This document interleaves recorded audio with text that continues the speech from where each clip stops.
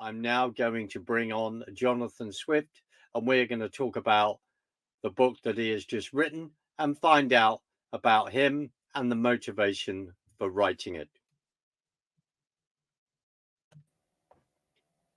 Jonathan Swift, sir, an utter delight to meet you via the digital medium. And thank you so much for joining me today and for joining my audience. Good evening. Jonathan, my first question, could you, because you are from a further education background, you have lived in a few places around the world, and could you just explain to my audience what you used to do for a living, where you used to teach, and what you used to teach? Yes, I started my career as a teacher of modern languages, Spanish and French, and then I moved into, via an ESRC grant, into the higher education sector at to begin with, at Staffordshire, as then Polytechnic. And then I was awarded a senior lectureship at Salford University. I ran the MSc in international business for about 10, 12 years there, and instituted overseas residentials in Almeria in Spain, Prague and Germany. And my general duties were one of teaching and everything else associated, marking, etc., research, publications, program management, and so on. And about just under 3 years ago, I managed to escape and retire. And I can now write what I want to write. Jonathan, in that vein, could you, before we come on to your new amazing book, which I will tell my audience that I have actually read, this will be an interview where I have actually read the person's work. Jonathan, could you explain the previous books that you have written, because it gives a bit more of an overview of where you're coming from? Yes, certainly. The last one before this was called Brexit KBO, published by Cambridge Academic, which was a defense of Brexit, the KBO standing for the famous Churchill acronym, Keep Buggering On. And before that, there was a book on international business published by Palgrave Macmillan. I've done lots and lots. I mean, in an academic, they're not so much interested in books. They want you to write articles, as I always say, to be published in magazines, in journals that nobody ever bother reading. But the other books included one on international tourism, Latin American tourism, sorry, and then another one on a more international focus. It's all been, the books and the journals have been in the area of international business. And latterly, before my retirement, I managed to start writing about things that really interested me. Military history, for example. I've just finished a book on the War of the Pacific between Chile, Peru, and Bolivia in 1879. And the Bruges group has also said they would like to publish that. So it's why, but now, as I say, now I have the choice of doing what I want to. It's moving more towards military history than anything else, and politics. No, Jonathan, thank you, because one of the delights of meeting you and having a conversation is that I have really come to the conclusion that there is an extremely interesting person to talk to, and very, very rounded, and it is reflected in the book, your latest book, that's about to be physically published under the Bruges Group banner. And that is really, it's very, very important because it really comes out. So, Jonathan, what is the book that we are about to discuss, sir? What's your latest that is coming out very shortly? It's firstly, I must point out, it's unlike any of the other stuff I've written. It is fiction, or more precisely, I think the term is faction, because it's a mixture of a lot of facts with fiction.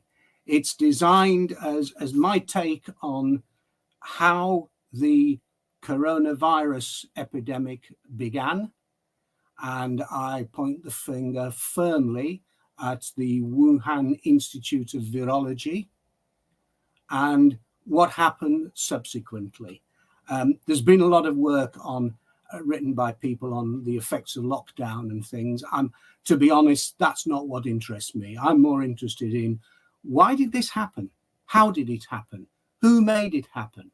And everything I've read prior to writing this novel suggests that it was the Chinese authorities. I mean, they've denied it, obviously, they would do. And the WHO is so weak and weak-willed that any investigations were done on Chinese terms, which, as everybody knows, is very easy to cover things up if you don't want them to be found out. But generally, there have been a lot of reports published, a lot of them from the States, in which they suggest it really was the Chinese that did it. And I'm afraid that no amount of contradiction from Beijing will convince me otherwise. Jonathan, thank you. But having read your book, and I loved it. As a filmmaker, I loved it because I immediately see it in cinematic forms. And I'm not just saying that because you're here, because I think it's extremely clever. Why? In a way, I already know the answer, but I think it's really, really important to take this. You've alluded to reading all the reports where people have made comments on lockdown, etc., with various things that have come out of America. And we go back to 2020, we go back to March 2020. And I remember being told, and I looked it up, that on the government website, coronavirus had been downgraded from a highly infectious disease to a not so highly infectious disease. And you have referred to the WHO, run by Tedros, I'm a communist, etc., who are in the hands of the Chinese Communist Party. What was your motivation to writing it from a fictional angle, Jonathan? What was your motivation from doing that? Two things, really. I think if I'd written it as an academic investigative text, one, I would have not been able to include so much detail. And two, I would have probably been sued because I couldn't actually back up everything that I've said. But as it's fiction, and as it's obviously sold as a fictional book, then a lot of this is my interpretation. And even in today's woke-ridden world, we still are allowed to put our own interpretation on things. Well, as far as I'm aware, we are. So basically, yes, it's because I can actually start to say what I really believe, and because I'm not identifying given figures or organizations as such and pointing the finger of guilt at them, then it's perfectly legitimate. Jonathan, through the book and having got to know you through conversation, and I would really love you to describe it. What I love about the book is the details, is the fact that you are then saying, right, we're now at this lab, we're now in this street, we're now walking through here, and it's as though you actually know the places that you are describing at. So could you tell me how you created that? Where would you go in regard to your research to find all that out? Because you painted, as we say in filmmaking or script writing, you painted a world. So how did you go about doing that? Well, in that one, it was slightly different. But generally, when I'm writing, I'm in the process of another book at the moment. set in Almeria in southern Spain, and I know that city like the back of my hand. So I can do that very easily. With regard to the Chinese book, the COVID book, there are two main centers. One is Beijing and the other one is Wuhan. And basically, I got onto Google Maps and looked it up and looked at the names of the streets and worked out where people would have to go. And having visited China on a number of occasions, I can honestly say that I've used description. It's like all fiction, isn't it? I mean, we take a bit of this and a bit of that, and we mix them up. And as a filmmaker, you must know, you must have had this. You look at a place and it says it's set in, I don't know, Manchester, and you think, hang on, they've taken them 2 minutes walk. How can they get from Wythenshawe to Bury in 2 minutes or something? This isn't right. Yeah. And I know the description of the girl's flat, the stone concrete steps outside that are all withered. I've seen that sort of thing in it was actually Jinan, not Wuhan, but it's the same sort of idea. But let's get into the book. Where would you start so you've got, your mind was going, you were questioning. How do you marry up the questioning and then thinking, right, I want to write it in this particular way because I want to get my viewpoint out? What was the initial spark of this? Because you were questioning everything that was going on, but what was the initial spark and then thinking, I need to write this? I suppose the initial spark was when I can't remember the exact date, but it was after the WHO had been invited to renew the Wuhan Institute. And there was somebody who said, as far as we're concerned, they have done absolutely nothing wrong. And I remember thinking at the time, oh, come on, this is absolute nonsense. This is a cover-up. And then somebody, it might have been President Trump, but I don't know, said something like, well, they would say that because the WHO is owned mostly by China and is therefore told what to do because they're a big paymaster. And something just enraged me. I thought, no, this can't be right.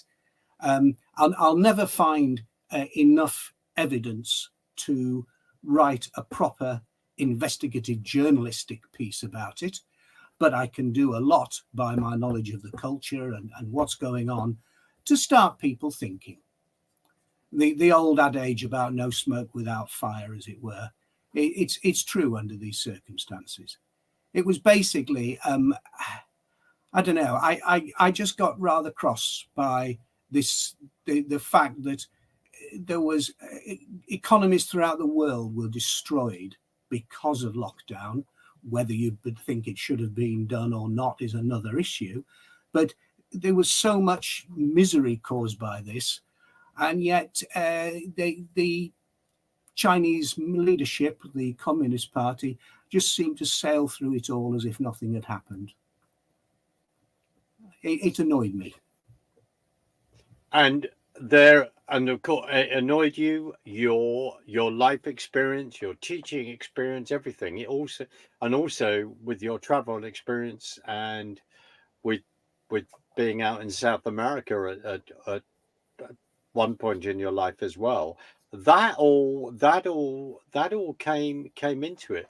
So how long did it take you to map the book out? Because like anything, I'm going to say the obvious, you've got a beginning and of course you need the end. So how long did it take you to map this out and then to then finish that? Before I answer that, can I just take us back a second to your reference to Latin America? As you've correctly pointed out, I've spent some time in Latin America, and I've got colleagues in Colombia very much. Talking to them, there is a general consensus that they tend to agree. It was the Chinese. It might not have been done deliberately, but it certainly emanated from the Wuhan Institute. Now, you wanted to know about the beginning and the middle and end of the book. Was that right? Sorry. Yes, yes. To be honest with you, I started out with the first page where it's called disaster, where the virus leaks. Because I've had academic training, I tend to look at things in a chronological point of view. So I wrote that bit and I thought, right, that's the end chapter done. And then I wrote the rest and I thought, nah, it doesn't have a grip. It doesn't have a hook to draw you in. And I thought, what about moving this around? So the end is the start. I don't know whether that answers the question or not. And I in some ways, it's the classic is where you're trying not to give away the plot, but the fact is that the plot is there in the fact that it's the big question of how COVID-19 came about.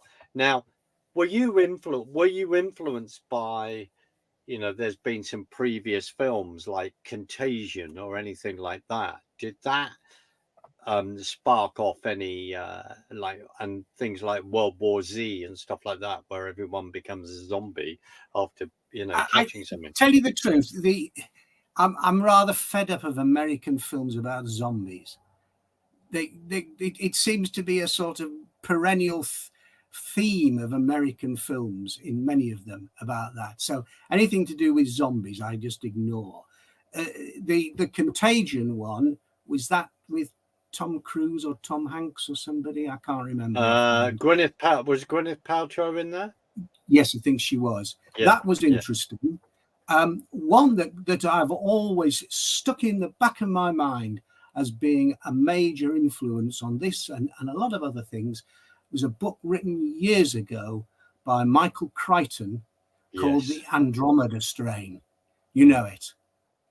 About a virus that's brought down when a spacecraft bit crashes or something, if I remember rightly. It was very, very clever. And I remember thinking, if I could produce something half as good as what he did, I'd be very pleased. Well, the thing is, I mean, Crichton also, I think it was Grey's Anatomy. He was behind that television show.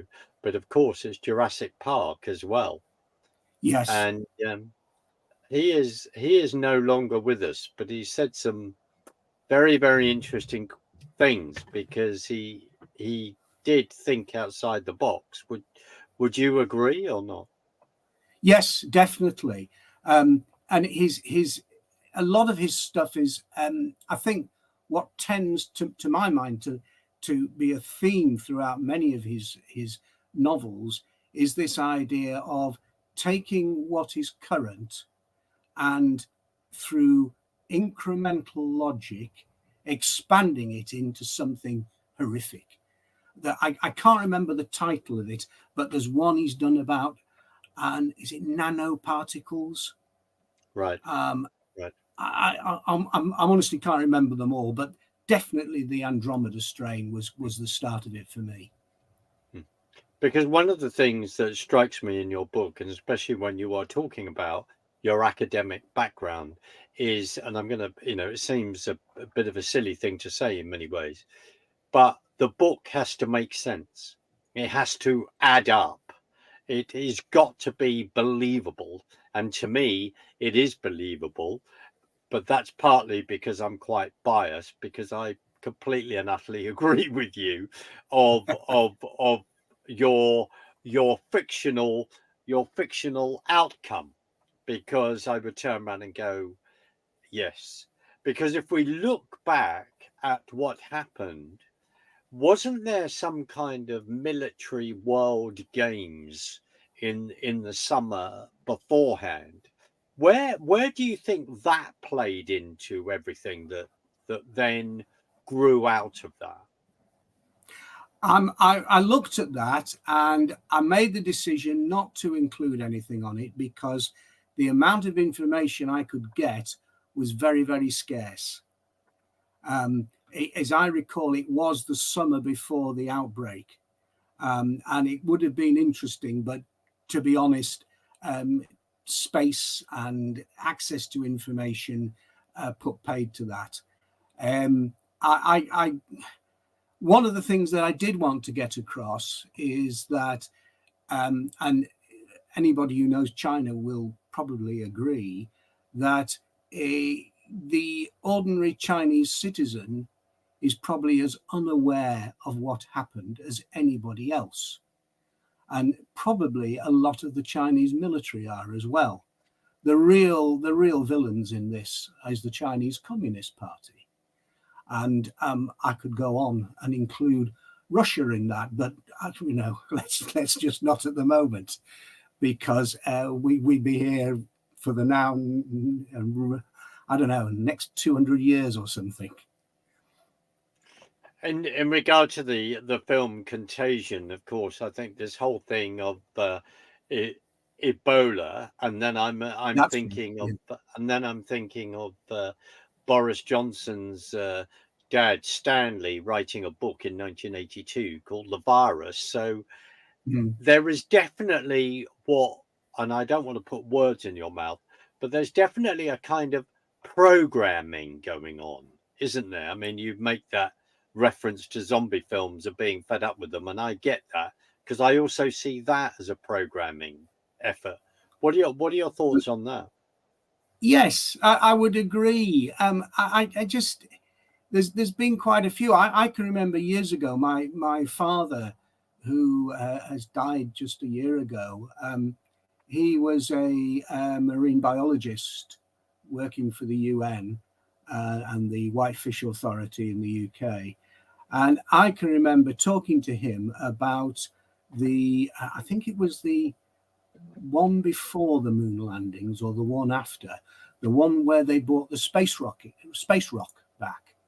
Now, I can't remember which Apollo that was, but he was absolutely horrified. He said, for goodness sake, do they not realize if they open that, it could let out anything, and we are not prepared?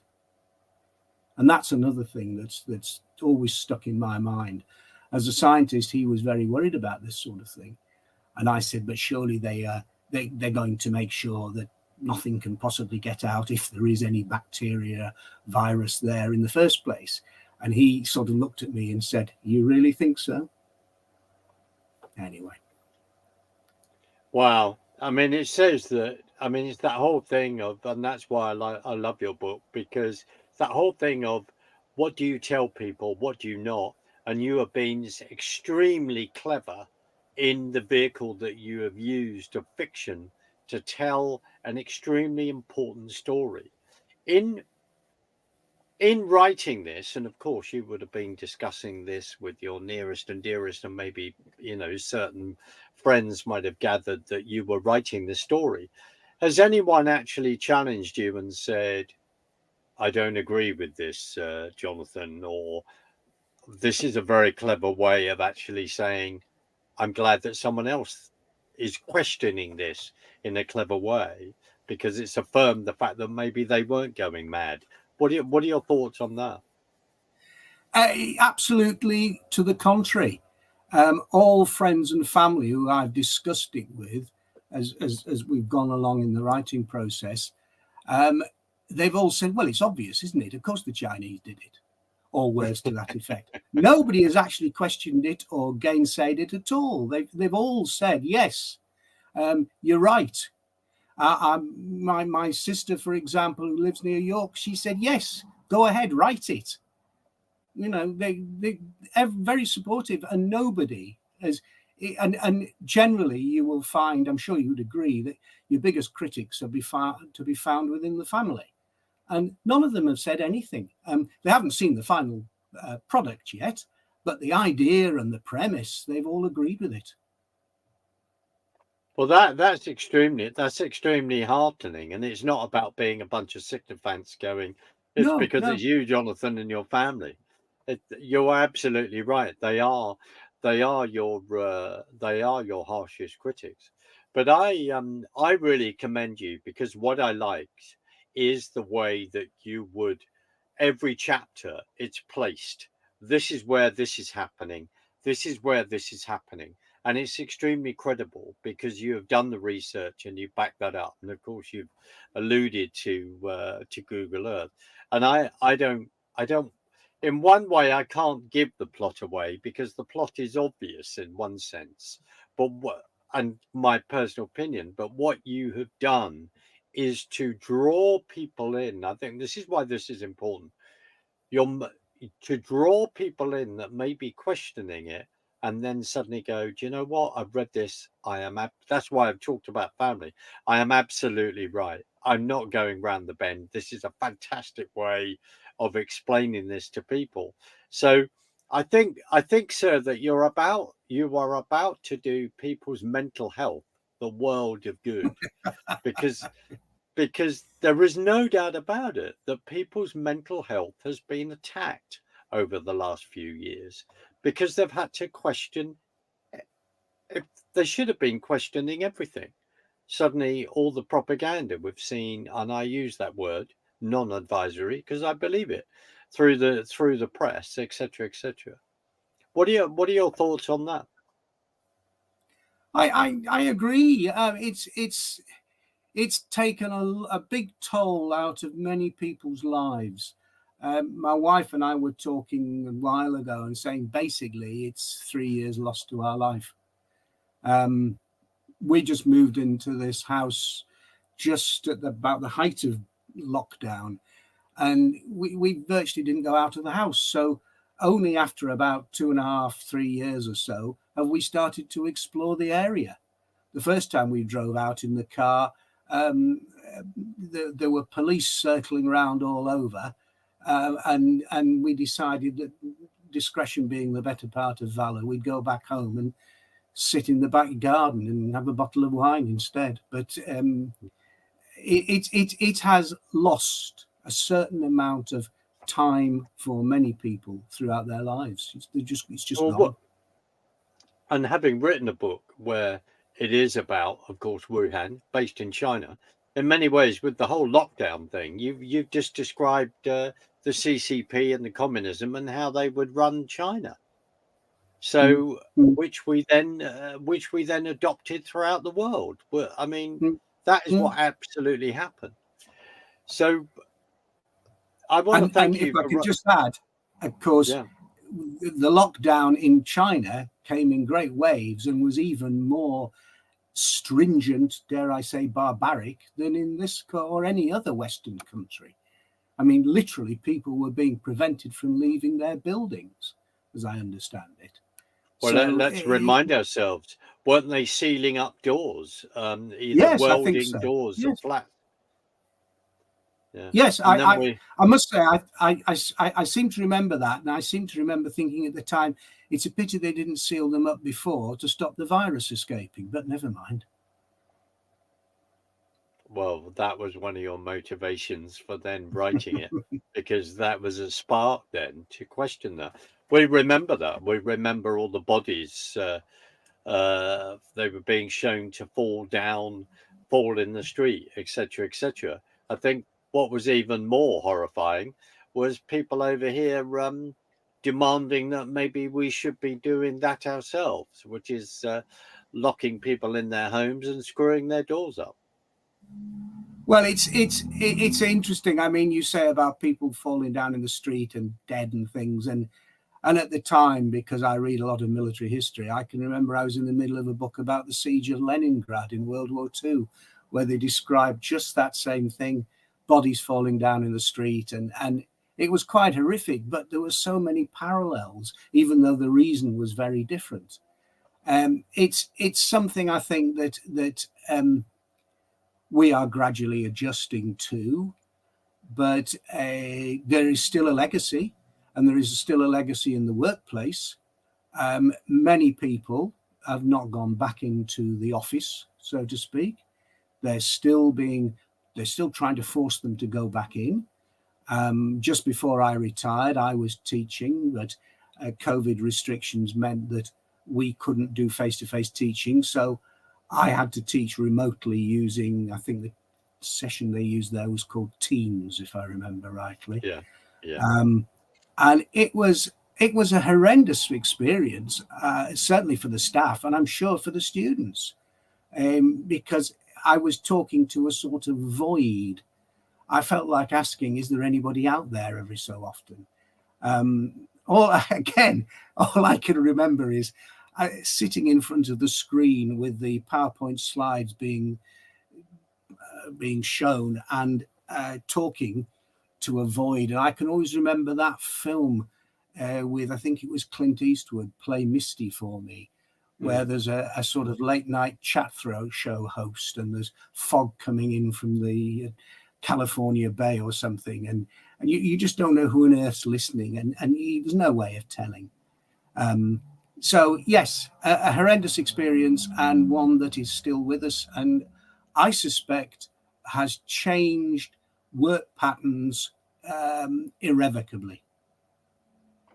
It's interesting you raise that, because we're still trying to persuade the civil service to go back to work over here, aren't we? Aren't we? Aren't we? Yes. Aren't we? We're still trying to get government officials to go back into the offices. I mean, it astounds me, frankly. It utterly astounds me. That's why I'm making references to the mental health issues. I just, almost tongue in cheek, what one might add. Interestingly, they were very willing to go when there was a party. I can't think of what you are alluding to. I'm Maybe sure not. Neither can I. getting rid of yes. Anyway, we won't go down that road. Perhaps we John, better well, cut that bit out. I'd like to. I think that'd be an interview on another day, I think, because we're going to do that. Jonathan, could you please give the name of your book? Could you please say where your book is going to be available? I know it's coming under the Bruges Group publishing arm, but could you go through those details? Yes, the full title will be COVID-19: The Birth of a Killer, by myself, and where it's going to be available at the moment, we're not sure of everywhere. Certainly, it'll be on Amazon. I've discussed with the director of the Bruges Group other outlets. I haven't got anything firm from him. We'd be more interested in getting the book finished at the moment. But I would like to put some flyers around the bookshops. I think are at the airports would be a good place, because people at airports generally have time on their hands, and something to pick up at, I don't know, W.H. Smith's and read on the plane would be interesting. And then if they can leave it wherever they've gone on business or holiday and somebody else reads it, all the better. The message gets round. But I think that also refers back to what you were commenting on, people being locked down in houses, working practice and all that, and the fact that they were paid to stay at home. But that is another issue. So Jonathan, thank you. So it's going to come under the Bruges Group Publishing, be available on Amazon. It'll also be available on the Bruges Group website as well. And then what will happen is that there will be a rollout, and I'm sure you and I will have a conversation again. But I'm sure that there will be then other outlets. Jonathan, we're going to end now, but I just want to thank you for writing this book, and I want to implore everyone to go and buy it, go and get it, because the other Thank thing you. is, if nothing else, if you buy it, then you can buy it for someone else that maybe needs to have this information and have it fed to them in a very, very clever way. Because as I know myself, Jonathan, having battered on and beaten over a number of subjects over the last few years, sometimes, of course, people switch off, and then we have to learn how to pitch things to them and the particular vehicle that we have to choose to then do that. Jonathan, I just want to thank you for joining me today. you do write. I think you do write for the Bruges group, and I'm just wondering Yes. if you could tell everyone where they can find your writings and your blogging. Well, I've written for blogs for the Bruges group since I think it was 2016. Mostly, if you go to the Bruges group website, and at the top right of the page, there is it says blogs. Click on that, and then you've really just got to go work your way down through them. I must have done, I don't know, 15, 20 or something by now. Mostly they are aimed at Brexit. The latest one, if I recall rightly, was called What Have They Done With My Country? And that was inspired by Palestinian, I'll choose my words very carefully now, Palestinian pro-Palestinian marches in Manchester. When I took my daughter to have a look around Manchester University, and we could hardly hear ourselves think because of the noise outside. And I was rather incensed that people should bring their own arguments into what I regard as my country and start shouting about Palestine in front of the Alan Turing building, the Holy Name Church on Oxford Road. So, anyway. Jonathan, I hear you very, very loudly, and you and I need to. Well, hopefully we will be doing very soon. We need to sit down and have a long discussion.